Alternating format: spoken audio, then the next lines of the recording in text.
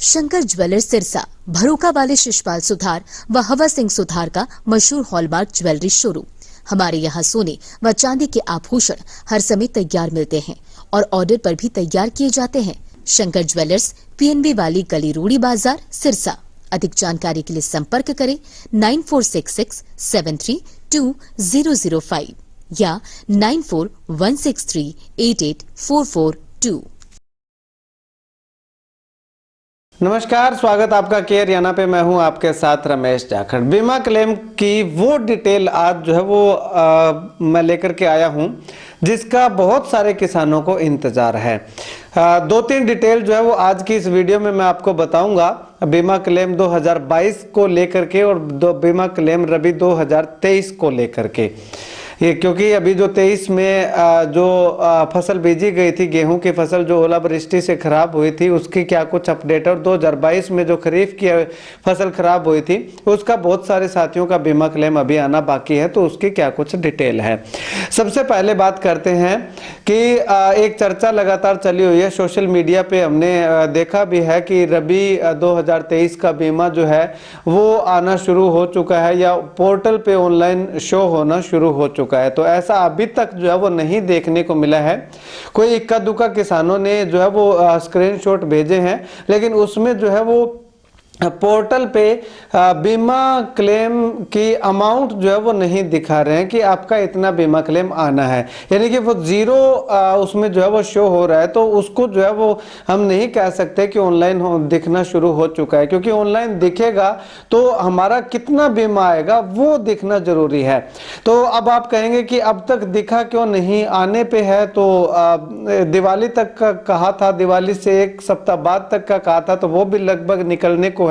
तो उसमें जो है वो सबसे पहले तो एक इशू ये बताया जा रहा था कि जो साइट में कोई प्रॉब्लम चल रही है, उस प्रॉब्लम के कारण जो है वो डेटा अपलोड जो है वो नहीं हो पा रहा है। तो जैसे ही साइट जो है वो सही हो जाएगी, मेंटेन हो जाएगी, उसके बाद जो वो डेटा अपलोड कर दिया जाएगा और उसके 1 या 2 दिन बाद बीमा क्लेम आना शुरू हो जाएगा। लेकिन अब जब वो साइट सही चलने लग चुकी है तो उसके बाद एक सबसे बड़ा इशू जो है वो और है, जो कि खरीफ 2022 में जो इशू लगा था, जो इश्यू आया था कि बीमा कंपनी ने जो है वो ऑब्जेक्शन लगा दिया है। तो अब ये ऑब्जेक्शन जो है वो सेंट्रल कमेटी के पास जो है वो जा चुका है। बीमा कंपनी ने जो ऑब्जेक्शन लगाया था वो ऑब्जेक्शन क्या है उसका अभी तक पूरा क्लियर नहीं हो पाया है कि आखिर क्या है। लेकिन क्रॉप कल्टीवेशन, क्रॉप कटिंग के माध्यम से जो है वो कुछ इस तरह का कोई इश्यू जो है वो बता रहे हैं कि क्रॉप कटिंग में कुछ गड़बड़ी हुई है, लेकिन अभी तक पक्का नहीं है, क्लियर नहीं है। लेकिन ये क्लियर है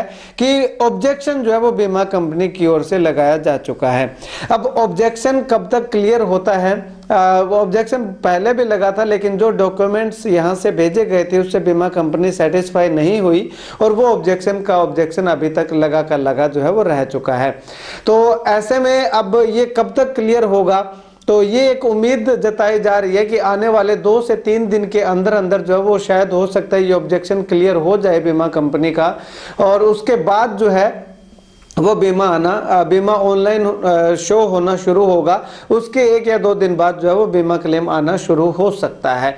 ये अभी तक संभावना जताई जा रही है, क्योंकि अगर बात करें तो इससे पहले जब खरीफ 2022 का बीमा क्लेम आया था, उससे पहले जो बीमा आया था उसमें जो है वो लगभग एक डेट बता दी जाती थी। उस डेट को जो है वो लगभग फाइनल हुआ करता था कि बीमा क्लेम इस तारीख को आना ही आना है।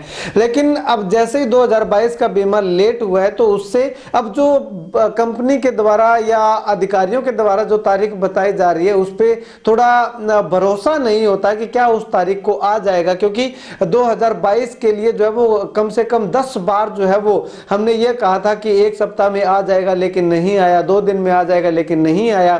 तो उसी प्रकार से अब 2023 रबी 2023 के बीमा क्लेम को लेकर के भी मैंने 2 से या 3 बार जो है वो आपको बता दिया होगा कि 1 सप्ताह के अंदर अंदर आ जाएगा, लेकिन नहीं आया। इस बार फिर जो है वो मुझे कहना पड़ रहा है कि 1 सप्ताह के अंदर अंदर जो है वो बीमा क्लेम आने की संभावना है। आएगा या नहीं आएगा वो अब कुछ नहीं कहा जा सकता। वो बीमा कंपनी पे डिपेंड करता है, बीमा कंपनी पे निर्भर करता है और सरकार पे निर्भर करता है कि सरकार इस मसले को जो है वो कैसे सुलझाती है, कैसे इसका पटाक्षेप करती है और किसानों को उनके हक का पैसा जो है वो दिलवाती है।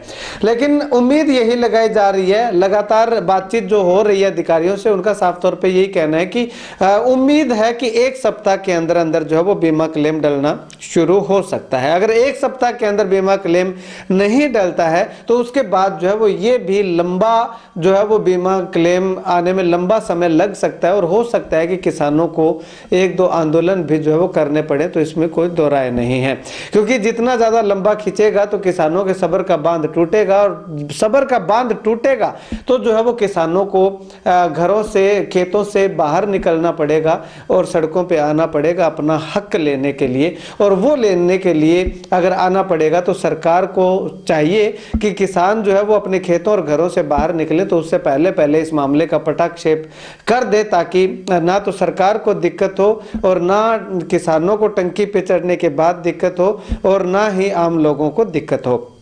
खैर, आने वाले समय में क्या कुछ होता है वो आने वाला वक्त बताएगा, लेकिन फिलहाल रबी 2023 का बीमा के अंदर एक सप्ताह जो है वो समय लग सकता है। उसके बाद अब बात करते हैं, बहुत सारे किसानों के फोन आ रहे हैं कि हमारा केसीसी से हमने बीमा करवाया था लेकिन वो बीमा प्रीमियम हमारा वापस आ चुका है, उसका क्या बनेगा। तो जिनका बीमा प्रीमियम वापस आ चुका है और जिन्होंने जो है केसीसी से जिनका बीमा प्रीमियम वापस आया था उनका जो है वो कुछ चालान जो जनरेट होता है वो चालान जनरेट नहीं हुआ था, उसके लिए साइट खोली भी गई थी। वो बीमा कंपनी और बैंक का इश्यू है, चालान जनरेट क्यों नहीं हुआ। तो उसका तो जो है वो लगभग चांस बन रहे हैं कि उनका बीमा प्रीमियम जो है वो वापस से काट लिया जाएगा और जितना बीमा उनको बनता है उनका दे दिया जाएगा। ये चांस है, अभी तक आएगा या नहीं आएगा, कब तक आएगा ये अभी कुछ नहीं कहा जा सकता। और जिनका केसीसी बना हुआ है, ध्यान रखिएगा, इन शब्दों को थोड़ा सा ध्यान से देखिएगा, ध्यान से सुनिएगा कि मैं क्या बोल रहा हूं। केसीसी जिनका बना हुआ है, केसीसी में जिनकी अमाउंट वापस आई थी बीमा प्रीमियम राशि, उनका जो है वो लगभग मामला जो है वो सुलझने की कगार पे है।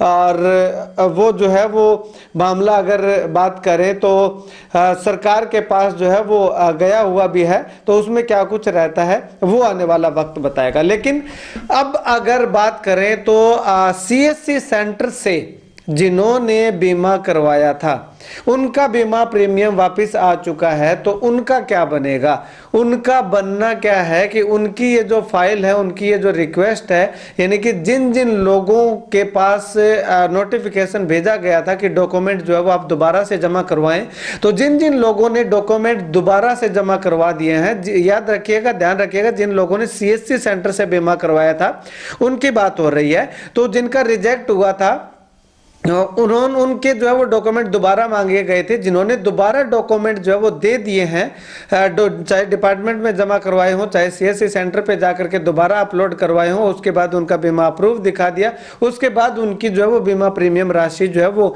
वापस आ चुकी है। तो ये मामला जो है, जिन जिन लोगों ने डॉक्यूमेंट रीसबमिट करवाए थे उन तमाम लोगों की फाइल जो है वो भारत सरकार के पास जा चुकी है, विचाराधीन है, या यूं कहें कि सेंट्रल कमेटी कह सकते हैं, और वो विचाराधीन है। उस पे क्या कुछ विचार होता है, क्या डिस्कशन होती है, क्या फैसला सुनाया जाता है, वो आने वाला वक्त बताएगा। तब तक के लिए जो है वो कुछ भी नहीं कहा जा सकता कि उनका बीमा आएगा या नहीं आएगा। ज्यादा चांसेस ये लग रहे हैं कि सीएससी सेंटर से जिनका बीमा प्रीमियम वापस आया था उनके चांसेस ना के बराबर जो है वो लग रहे हैं कि उनका बीमा शायद ना आए। अगर आ जाए तो अच्छी बात है, लेकिन एक सबसे बड़ा इसमें इश्यू और भी है ये रिजेक्ट होने का कि किसानों ने जो है वो एक एक फसल के या एक एक नाम से दो दो तीन तीन बीमा जो है वो करवा रखे थे। तो हो सकता है कि उन्हीं किसानों का जो है वो केसीसी का भी बीमा प्रीमियम वापस आया हो और सीएससी का भी बीमा प्रीमियम वापस आया हो। इस चीज की भी छंटनी जो है वो की जाएगी कि किसने केसीसी से करवा रखा था, किसने सीएससी से करवा रखा था। अगर दोनों में से एक निकलता है, यानी कि केसीसी से करवा रखा था वो गलती से आ गया होगा, तो शायद संभावना संभावना है कि आ जाए। अगर उसका केसीसी का भी वापस आ गया और उसने सीएससी से भी करवा रखा था वो भी वापस आ गया, तो दोनों में से एक भी बीमा आने की संभावना नहीं दिखाई दे रही है। तो आने वाले समय में अगर आप बीमा करवाएं तो अपनी एक फसल का एक जगह से एक ही बीमा करवाएं, ताकि इससे जो है वो और किसानों को इस तरह के झमेले में ना फंसना पड़े, इस तरह का झंझट जो है वो दूसरे किसानों को ना आए। खैर, अभी एक सवाल और जो है वो ये है कि जिन लोगों ने सीएससी का मैंने आपको बता दिया, केसीसी का मैंने आपको बता दिया, 2022 का जिनका अभी बंद पड़े केसीसी थे वो नहीं आया, तो वो क्या कुछ करें। तो जिनके बंद केसीसी पड़े थे, आधार से जिनका बीमा आना था, वो लगभग बीमा क्लेम जो है वो 99.99% अगर मैं कहूं तो आ चुका है, और 0.01% अगर बचा हुआ भी है तो वो उन तमाम लोगों की कमी के कारण बचा हुआ है। क्योंकि मैं हर बार जो है वो वीडियो के अंदर, इससे पहले मैंने काफी बार वीडियो बनाई है तो उसमें यही कहा है कि आप बैंक में जा करके अपना आधार जो है वो सीड करवाइएगा, ना कि आधार लिंक करवाइएगा। अब बहुत सारे किसान आधार लिंक करवाने के बाद कहते हैं कि हमने तो लिंक बहुत पहले ही करवा दिया था, लेकिन लिंक में और सीड में फर्क होता है। लिंक जो है वो आपका अब पहले से हो सकता है कि हुआ हो, लेकिन सीड नहीं हुआ होगा तो आपका बीमा क्लेम आपके खाते में नहीं आएगा। तो आप आधार सीड करवाइएगा और डीबीटी ऑन करवाइएगा, उस खाते के अंदर जो है वो आपका बीमा क्लेम, जो अगर आपने केसीसी बंद करवा रखा है तो वो लगभग जो है वो आ जाएगा। तो आप जो है, अगर आपका बीमा नहीं आया है तो आप जो है वो बैंक जाइएगा, बैंक जाकर के अपडेट लीजिएगा कि क्या आपका आधार आपके बैंक खाते के साथ सीड है, डीबीटी ऑन है। अगर आपके ये पैरामीटर्स पूरे हैं तो आप जो है वो बीमा कंपनी के पास जाइएगा, डीडीए ऑफिस में जाइएगा, और वहां जाकर के जो है वो आप तमाम अधिकारियों से, वहां पे बीमा कंपनी के अधिकारी होंगे, वहां जाकर के जो है वो अपना आधार नंबर और बैंक अकाउंट डिटेल लेकर के जाइएगा। तो उनसे आप पूछेंगे तो वो आपको पूरी डिटेल जो है वो बता देंगे कि आपके बीमा क्लेम की क्या कुछ अपडेशन है, आपका बीमा क्लेम क्यों नहीं आया है। खैर, फिलहाल जो है वो इतनी सी जानकारी थी। जो जानकारी मैंने आपको दी उसको लेकर के आप क्या कुछ कहना चाहेंगे, कमेंट सेक्शन में कमेंट करके जरूर बताइएगा।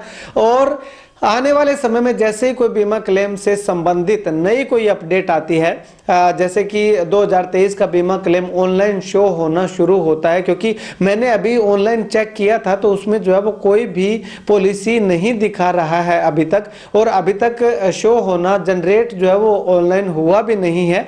तो सोचा कि क्यों ना आपको ये इन्फॉर्मेशन, ये जानकारी जो है वो दे दूँ। इसके साथ साथ सीएससी सेंटर का रिजेक्ट बीमा, केसीसी का रिजेक्ट बीमा और बंद पड़े केसीसी का बीमा क्या कुछ अपडेट है, वो तमाम जानकारियां देने के लिए आज जो है वो मैं आपके सामने ये वीडियो जो है वो बना करके दिखा रहा हूं। तो इस वीडियो को जितना ज़्यादा हो सकता है शेयर कीजिएगा, और आने वाले समय में जैसे ही कोई नई अपडेट आएगी तो मैं अपने आप जो है वो तुरंत प्रभाव से जब उस नई अपडेट से जो है वो वीडियो बना करके आपको अपडेट करने का प्रयास करूंगा। तो आप थोड़ा सा सब्र रखिएगा, और बस आप लोगों ने क्या करना है, इतना सा करना है कि इस वीडियो को जितना ज़्यादा हो सकता है शेयर जरूर कर दीजिएगा। अगर आप चाहते हैं कि आने वाले समय में इसी प्रकार से हम वीडियो जो है वो इस तरह की अपडेट जो है वो आप लोगों तक पहुंचाते रहें, तो आपका भी एक फर्ज बनता है कि हमारी इस मेहनत को दूसरे लोगों तक पहुंचाने का काम करें, ताकि हमारी मेहनत का मेहनताना भी हमको मिल सके। आप सभी लोगों का बहुत बहुत धन्यवाद, बहुत बहुत शुक्रिया।